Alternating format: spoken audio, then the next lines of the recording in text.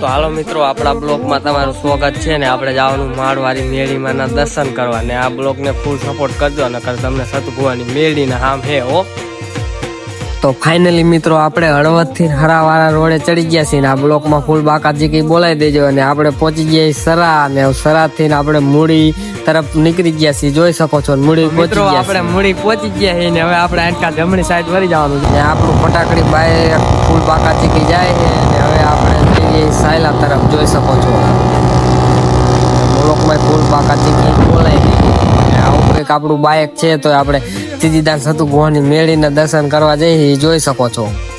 તો મિત્રો ફાઇનલી મિત્રો આવે 6 કિલોમીટર છે કોયડા ને આપણે સતુગુહાની મેળીના દર્શન કરવાનું. મને તો ફૂલ હરખ થાય, તમે હરખ થાતો તો બ્લોકમાં ફૂલ બાકાજી બોલાવી દેજો. જય માતાજી.